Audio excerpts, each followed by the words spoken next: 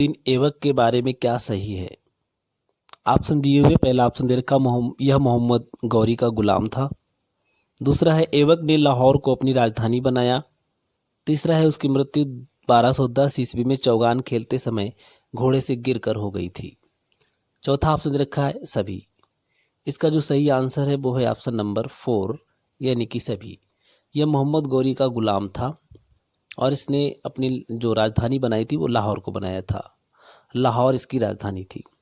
इसकी मृत्यु जो थी वो 1210 ईस्वी में चौगान खेलते समय घोड़े से गिरकर हो गई थी।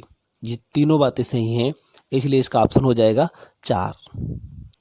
अगला प्रश्न है, कुतुबुद्दीन ऐबक द्वारा किसका निर्माण नहीं कराया गया? ऑप्शन दिए हुए हैं, पहला ऑप्शन दे रखा कुतुब मीनार। दूसरा है कुतुबुल इस्लाम मस्जिद। तीसरा दे रखा 2.5 दिन का झोपड़ा। चौथा ऑप्शन दे रखा अलाई दरवाजा। तो इसका जो सही आंसर है वो है ऑप्शन नंबर 4 यानी कि अलाई दरवाजा। कुतुब मीनार का निर्माण भी कुतुबुद्दीन ऐबक ने कराया था। कुतुबुल उल इस्लाम मस्जिद का निर्माण भी कुतुबुद्दीन ऐबक के द्वारा ही हुआ और 2.5 दिन का झोपड़ा भी कुतुबुद्दीन ऐबक ने ही बनवाया था। अलाई दरवाज़ा जो है वो अलाई दरवाज़ा बनवाया था अलाउद्दीन खिलजी ने।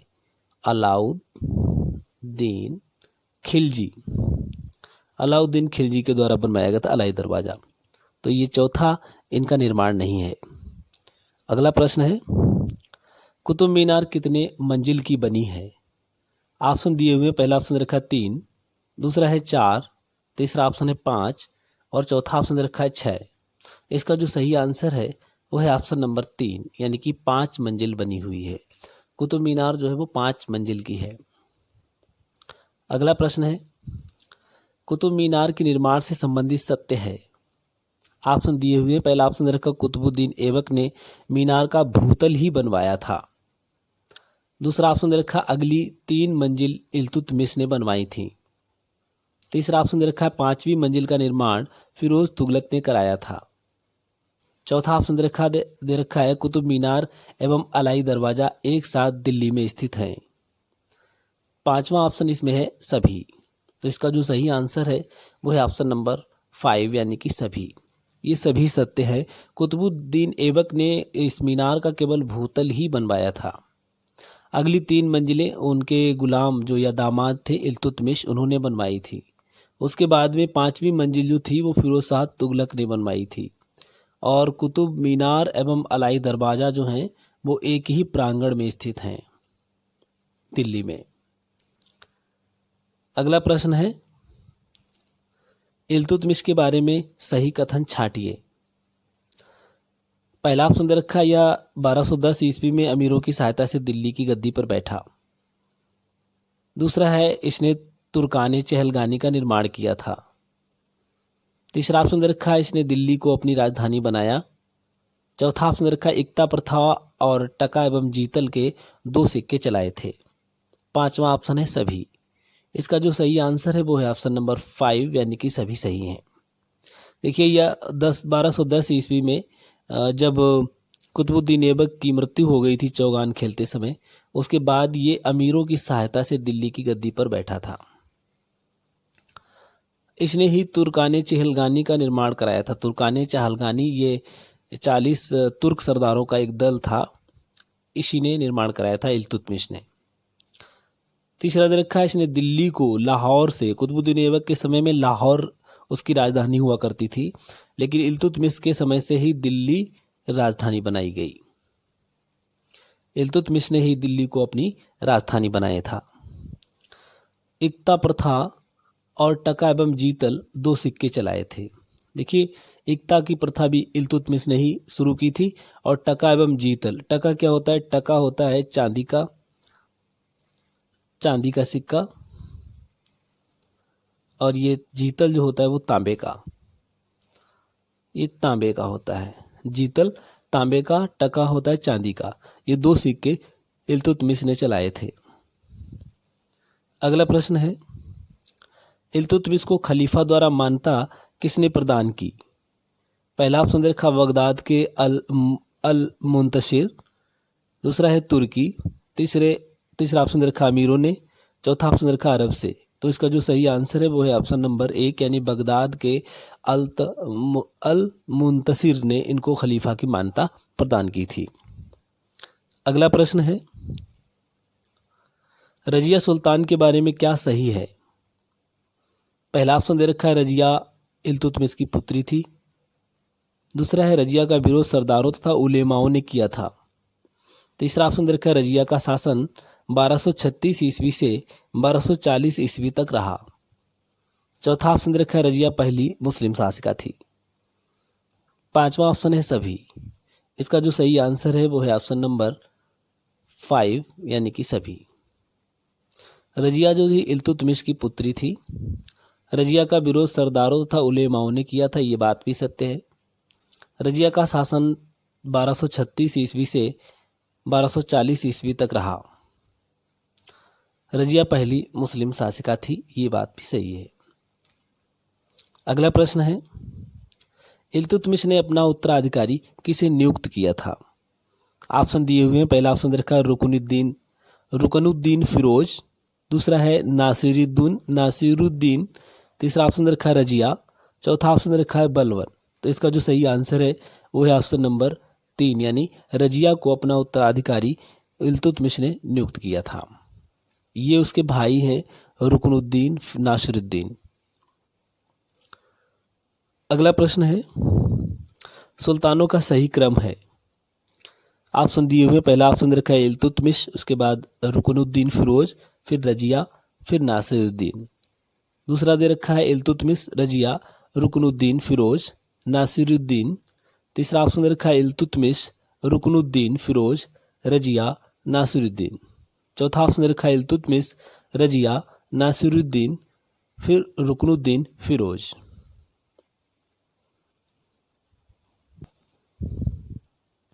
इसका जो सही आंसर है वो है ऑप्शन नंबर 1 यानी कि इल्तुतमिश, रुकनुद्दीन फिरोज, फिर रजिया, फिर नासिरुद्दीन। अगला प्रश्न है, बलवन के बारे में क्या सही है? ऑप्शन दिए हुए हैं। पहला ऑप्शन रखा है नासिरुद्दीन महमूद के बाद 1265 ईस्वी में दिल्ली की गद्दी पर बैठा। दूसरा है वह राजा को धरती पर ईश्वर का प्रतिनिधि मानता था। उसने दरबार में सिजदा एवं पैबोस प्रथा प्रारंभ की थी। चौथा ऑप्शन है उसने दिल्ली को मंगोलों से सुरक्षित किया था। पांचवा ऑप्शन रखा सभी। तो इसका जो सही आंसर है वो है ऑप्शन नंबर 5 यानी कि सभी सही हैं। वह रुकनुद्दीन महमूद के बाद 1265 ईस्वी में दिल्ली की गद्दी पर बैठा था। नासिरुद्दीन महमूद के बाद दिल्ली की गद्दी पर बैठा, ये बात सत्य है। वह राजा को धरती पर ईश्वर का प्रतिनिधि मानता था, ये भी सत्य है। उसने दरबार में सिजदा एवं पैबोस प्रथा प्रारंभ की थी, ये भी सही है। और उसने दिल्ली को मंगोलों से सुरक्षित किया था। अगला प्रश्न है, किसका चयन 40 तुर्क सरदारों के दल तुर्कानी चहलगानी से हुआ था? ऑप्शन है, पहला ऑप्शन रखा अलाउद्दीन खिलजी। दूसरा है बलवन। तीसरा ऑप्शन रखा नासिरुद्दीन महमूद। चौथा ऑप्शन दे रखा है रुकनुद्दीन फिरोज। इसका जो सही आंसर है वो है ऑप्शन नंबर 2 यानी कि बलवन। बलवन जो था वो 40 तुर्क सरदारों के दल तुर्कान ए चहलगानी से किया गया था। इसमें 40 तुर्क सरदार होते थे। ये इसका तुर्कान चहलगानी का जो स्थापना थी या जो ये प्रथा जो चलाई थी वो चलाई थी इल्तुतमिश ने। किसने? इल्तुतमिश ने। अगला प्रश्न है, सही मिलान कीजिए। मंगोल मध्य एशिया की एक बर्बर जाति। दूसरा है सिजदा, घुटनों पर बैठकर सुल्तान के आगे सिर झुकाना। तीसरा है पायबोस, सुल्तान के पैरों को चूमना। और चौथा ऑप्शन रखा इक्ता, ये प्रांत को कहते थे। ये चारों ऑप्शन सही है।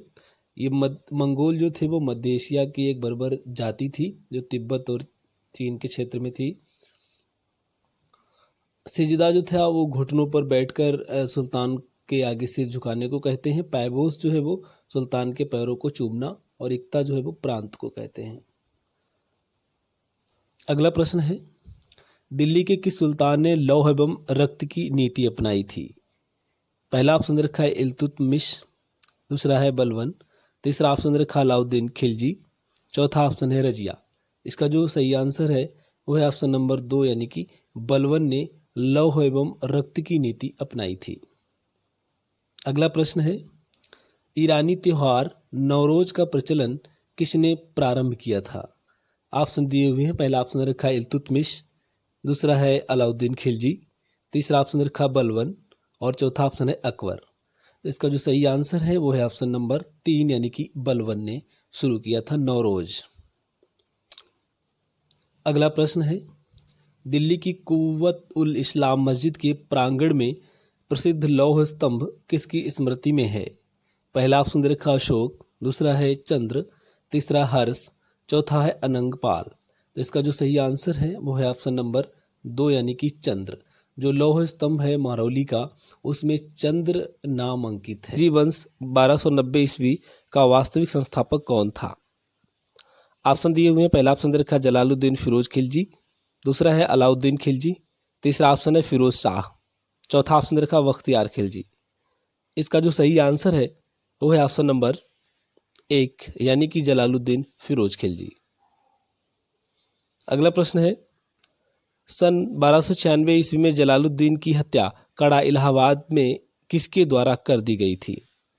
ऑप्शन दिया है। पहला ऑप्शन दे रखे हैं बख्तियार खिलजी, दूसरा है अलाउद्दीन खिलजी, तीसरा ऑप्शन दे रखा बलबन, चौथा ऑप्शन है फिरोज शाह। इसका जो सही आंसर है वो है ऑप्शन नंबर 2 यानी कि अलाउद्दीन खिलजी के द्वारा जलालुद्दीन की हत्या कड़ा इलाहाबाद में कर दी गई थी।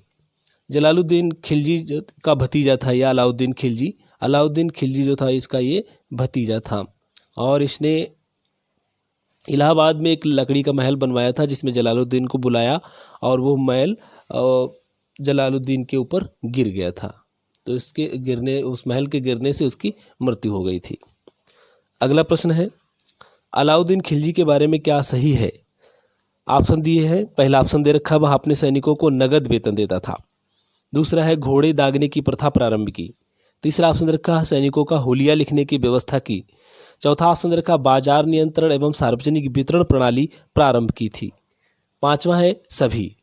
तो इसका जो सही आंसर है वो है ऑप्शन नंबर 5 यानी कि सभी। उसने सैनिकों को नगद देना प्रारंभ किया था, ये पहला शासक था अलाउद्दीन खिलजी। दूसरा इसने काम किया था घोड़े दागने की प्रथा, और सैनिकों का हुलिया लिखने की व्यवस्था भी अलाउद्दीन खिलजी ने की थी। बाजार नियंत्रण प्रणाली और सार्वजनिक वितरण प्रणाली, ये 2 प्रणालियां इसने अलाउद्दीन खिलजी ने ही प्रारंभ की थी। सार्वजनिक वितरण प्रणाली जो है उसको राशनिंग सिस्टम भी कहते हैं, राशनिंग सिस्टम या राशनिंग व्यवस्था भी कहते हैं इसको, राशनिंग व्यवस्था।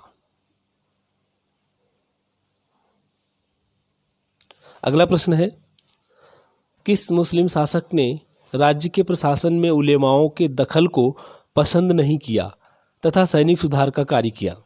ऑप्शन दिए हुए हैं। पहला ऑप्शन दे रखा है बलबन, दूसरा है अलाउद्दीन खिलजी, तीसरा ऑप्शन दे रखा बाबर, चौथा ऑप्शन दे रखा है अकबर। इसका जो सही आंसर है वो है ऑप्शन नंबर 2 यानी कि अलाउद्दीन खिलजी। अगला प्रश्न है, अलाउद्दीन खिलजी के सेनापति मलिक काफूर ने दक्षिण के किन राज्यों पर विजय प्राप्त की थी? ऑप्शन दिए हुए हैं। पहला ऑप्शन दे रखा है देवगिरी, दूसरा है तेलंगाना वारंगल, तीसरा ऑप्शन दे रखा है होयसल और चौथा है सभी। इसका जो सही आंसर है वो है ऑप्शन नंबर 4 यानी कि सभी पर। देवगिरी पर भी, वारंगल पर भी और होयसल पर भी विजय प्राप्त की थी। अगला प्रश्न है, अमीरों की दावतों, मदिरापान एवं समारोहों पर नियंत्रण लगाने वाला शासक था? ऑप्शन दिए हुए हैं। पहला ऑप्शन दे रखा बाबर, दूसरा है बलबन, तीसरा ऑप्शन दे रखा अलाउद्दीन खिलजी, चौथा ऑप्शन दे रखा जलालुद्दीन खिलजी। इसका जो सही आंसर है वो है ऑप्शन नंबर 3 यानी कि अलाउद्दीन खिलजी। अगला प्रश्न है, अलाउद्दीन खिलजी ने व्यापारियों पर नियंत्रण लगाने के लिए एक अधीक्षक नियुक्त किया जिसे कहा जाता था? ऑप्शन दिए हुए हैं। पहला ऑप्शन दे रखा सहनाई मंडी, दूसरा है अमीर, तीसरा ऑप्शन दे रखा मुबारिक, चौथा है दीवाने अर्ज। इसका जो सही आंसर है वो है ऑप्शन नंबर 1 यानी कि सहनाई मंडी। अगला प्रश्न है, अमीर खुसरो किसके दरबार में रहते थे? ऑप्शन दिए हुए हैं। पहला ऑप्शन दे रखा अकबर, दूसरा है हुमायूं और तीसरा ऑप्शन दे रखा अलाउद्दीन खिलजी, चौथा ऑप्शन दे रखा शाहजहां। इसका जो सही आंसर है वो है ऑप्शन नंबर 3 यानी कि अलाउद्दीन खिलजी के दरबार में रहते थे। अगला प्रश्न है, अलाउद्दीन खिलजी के द्वारा कराए गए निर्माण हैं? ऑप्शन दिए हुए हैं। पहला ऑप्शन दे रखा हौज खास, दिल्ली, दूसरा है अलाई दरवाज़ा दिल्ली, तीसरा है हजार खम्बा महल दिल्ली, और चौथा ऑप्शन दे रखा है सभी। तो इसके जो ऑप्शन सही आंसर है वो है ऑप्शन नंबर 4 यानी कि सभी। हौज खास भी अलाउद्दीन खिलजी ने इसका निर्माण करवाया था, अलाई दरवाज़ा का निर्माण भी अलाउद्दीन खिलजी ने, और हजार खम्बा महल जो दिल्ली में है इसका निर्माण भी अलाउद्दीन खिलजी ने कराया था। ये तीन है, हौज खास, अलाई दरवाज़ा, हजार खम्बा महल, ये तीनों का निर्माण अलाउद्दीन खिलजी के द्वारा कराया गया था। अगला प्रश्न है, खिलजी वंश का अंतिम शासक था। ऑप्शन दिए हुए हैं, पहला ऑप्शन रखा अलाउद्दीन खिलजी, दूसरा है मुबारक शाह, तीसरा ऑप्शन रखा जलालुद्दीन खिलजी, और चौथा ऑप्शन रखा बख्तियार खिलजी। तो इसका जो सही आंसर है वो है ऑप्शन नंबर 2 यानी कि मुबारक शाह। देखिए इसमें पहला जो है वो जलालुद्दीन खिलजी है, ये जलालुद्दीन फिरोज खिलजी था इसका नाम, उसके बाद में अलाउद्दीन खिलजी दूसरा है, और उसके बाद में ये लास्ट है, अंतिम है। अगला प्रश्न है, अलाउद्दीन खिलजी के द्वारा विजित राज्य एवं उसके शासकों का सही मिलान है। देखिए राज्य दे रखे हैं, एक तरफ शासक दे रखे हैं। पहला ऑप्शन दे रखा है देवगिरी, शासक है रामचंद्र देव। दूसरा है वारंगल तेलंगाना, इसका शासक है प्रताप रुद्रदेव द्वितीय। तीसरा दे रखा होयसल, इसका शासक है बल्लाल। चौथा ऑप्शन रखा रणथंभौर, इसका शासक था हम्मीर देव।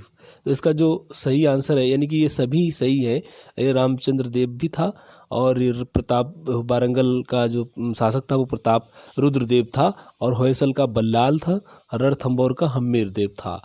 तो इसमें देखिए देवगिरी, गिरी माने पर्वत होता है, पहाड़ पर्वत, तो रामचंद्र, चंद्र का ये चंद्र जो है इसे याद रखिएगा, गिरी देवगिरी।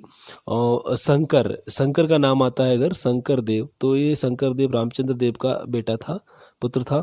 तो शंकर देव गिरी माने पर्वत होता है, पहाड़, पहाड़ पर कौन शंकर रहते थे, तो शंकर, इस तरीके से इसको याद किया जा सकता है, और रामचंद्र का संबंध शंकर से जोड़ लेंगे। अगला है देखिए वारंगल है, तो वारंगल या तेलंगाना प्रताप रुद्रदेव द्वितीय है ये। होयसल तो बल्लाल का है, ल इसमें ल जो है होयसल, तो बल्लाल, जैसे कि बहुत ज़्यादा शोर हल्ला हो रहा हो, तो ऐसे बल्लाल का नाम, इसको थोड़ा संबंध इससे जोड़ते हैं। हम थम्भौर में हम्मीर में जब एक संबंध लगता है, माँ आधा है, इसमें माँ आधा है, तो हम्मीर रणथंभौर और हम्मीर, इसको याद किया जा सकता है आसानी से। चलिए अगला प्रश्न है, अलाउद्दीन खिलजी ने राय रायन की उपाधि किसे दी थी। ऑप्शन दिए हुए, पहला ऑप्शन दे रखा अमीर खुसरो, दूसरा है रामचंद्र देव, तीसरा है शंकर देव, और चौथा ऑप्शन रखा हम्मीर देव। इसका जो सही आंसर है वो है ऑप्शन नंबर 2 यानी कि रामचंद्र देव को राय रायन की उपाधि दी थी। ये कहाँ के थे, देवगिरी के शासक थे। कहाँ के थे, देवगिरी। अगला प्रश्न है, अलाउद्दीन खिलजी के द्वारा राजस्व कर के अलावा लगाए गए 2 अन्य कर थे। पहला ऑप्शन दे रखा है चरी एवं घरी, दूसरा है सिदका एवं जकात, तीसरा ऑप्शन रखा सिंचाई एवं यात्रा कर, और चौथा है इसमें से कोई नहीं। तो इसका जो सही आंसर है वो है ऑप्शन नंबर 1 यानी कि चरी एवं घरी कर, जो 2 कर अलग से लगाए गए थे, ये अलाउद्दीन खिलजी के द्वारा लगाए गए थे। अगला प्रश्न है, अलाउद्दीन खिलजी ने किसका नाम बदलकर खिजराबाद रख दिया था। अगला ये जो प्रश्न दिया है इसमें 12वां प्रश्न है, अलाउद्दीन खिलजी ने किसका नाम बदलकर खिजराबाद रख दिया था। ऑप्शन दिए हुए हैं, पहला ऑप्शन रखा है देवगिरी, दूसरा है रणथंभौर, तीसरा ऑप्शन रखा होयसल, और चौथा है वारंगल।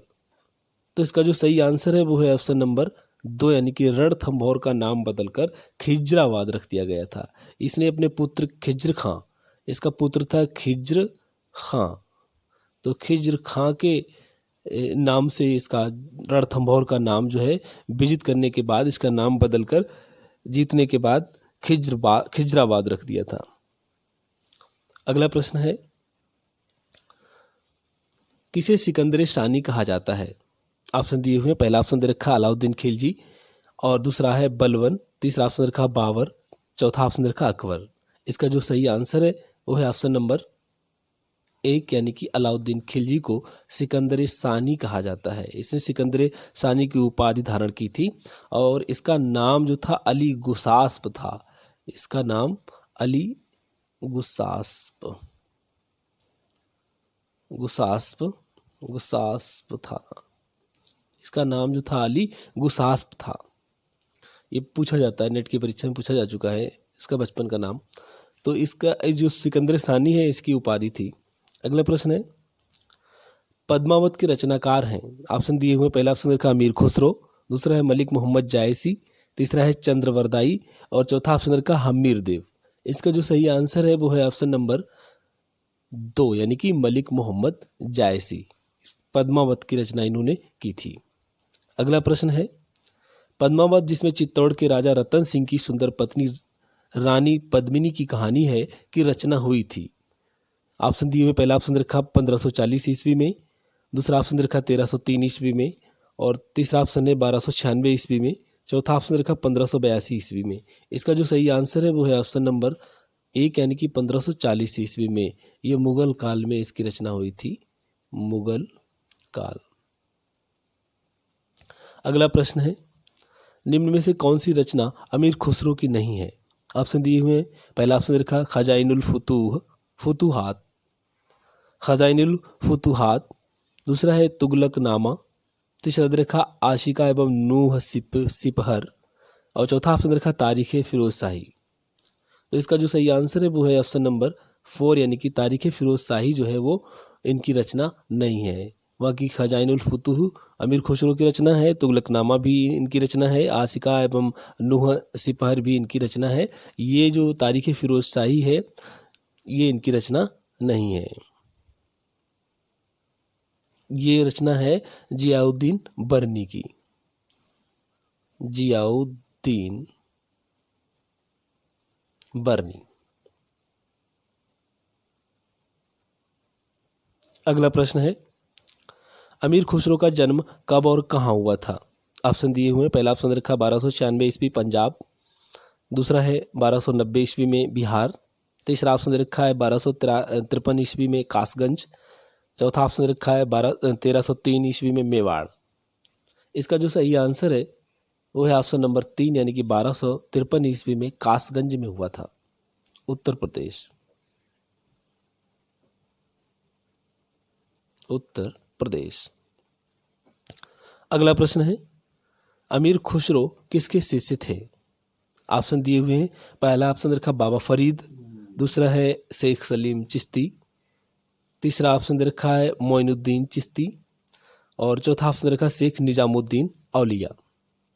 तो इसका जो सही आंसर है वो है ऑप्शन नंबर 4 यानी कि शेख निजामुद्दीन औलिया के शिष्य थे ये। अगला प्रश्न है, जियाउद्दीन बरनी का जन्म कब हुआ था। ऑप्शन दिए हुए, पहला ऑप्शन रखा है 1200 ईस्वी में, दूसरा है 1285 ईस्वी में, तीसरा ऑप्शन रखा 1500 ईस्वी में और चौथा ऑप्शन रखा है 1300 ईस्वी में। इसका जो सही आंसर है वो है ऑप्शन नंबर 2 यानी कि 1285 ईस्वी में। ये जियाउद्दीन बरनी जो थे वो खुसरो से छोटे थे, खुसरो बड़े थे और खुसरो से छोटे थे जियाउद्दीन बरनी।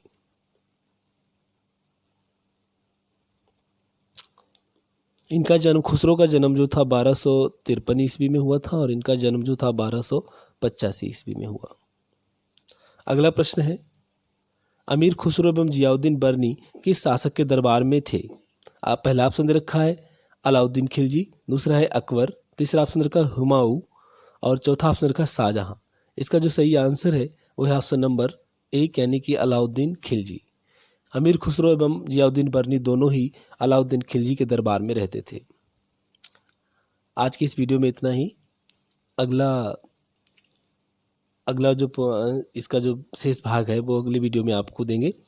अगर हमारा वीडियो पसंद आया तो लाइक ज़रूर करें और इसे शेयर भी करें। अब अगर हमारे